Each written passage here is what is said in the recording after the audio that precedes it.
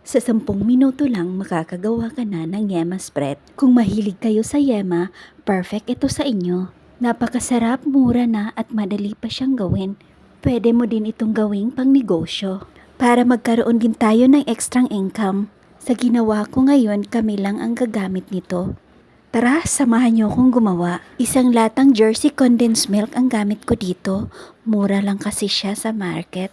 Magpainit lang tayo ng kawali, maglagay ng 2 kutsarang puting asukal. Antayin lang natin ito na mag-caramelize ang ating sugar. Hinaan mo lang ang apoy para hindi ito masunog.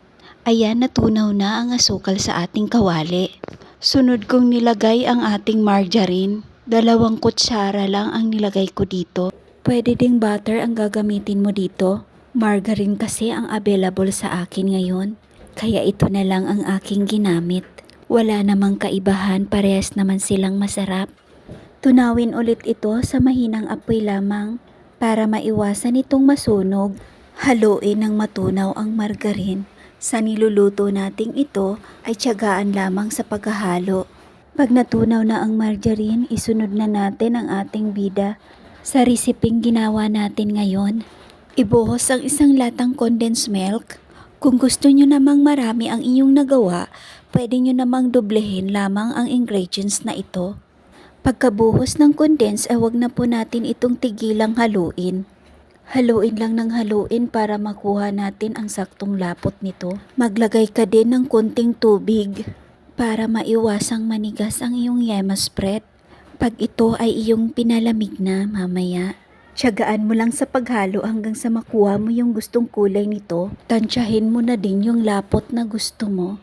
Kung gusto mo naman na medyo brown-brown ng konti, i-adjust mo lang yung apoy at lakasan mo lang ng konti. Basta wag ka lang tumigil sa paghalo. Napakasarap nitong ipalaman sa tinapay. Masarap din itong ilagay sa kutsinta. Malaki rin yung matitipid mo rito. Ganitong lapot at kulay ang gusto ko. Patayin ang apoy at papalamigin na natin ito. Pag medyo malamig na, pwede mo na itong ilipat sa malinis na lagayan. Maganda din ito dahil hindi ito madaling masira. Panigurado naman kasi mauubos na ito bago pa siya mag-expired. Lalong-lalo na pag marami kong kumukonsumo sa bahay nyo.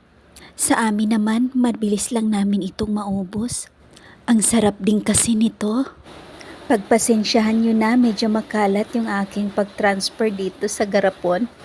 Ito na, natapos na ang aking ginawa. O diba guys, napakadali lang niyang gawin. Gumawa na rin kayo ng ganito. Sundan nyo lang yung aking video. Titikman ko naman ngayon ang aking ginawa. Ipapalaman ko lang ito sa tinapay. Ang sarap po talaga nito guys. Siguradong hindi po ako mapapahiya sa inyo. Shout out nga pala kay LD Musnit Ronquillo. Salamat sa walang sawang suporta. Lalong-lalo na sa pag-share ng aking mga video.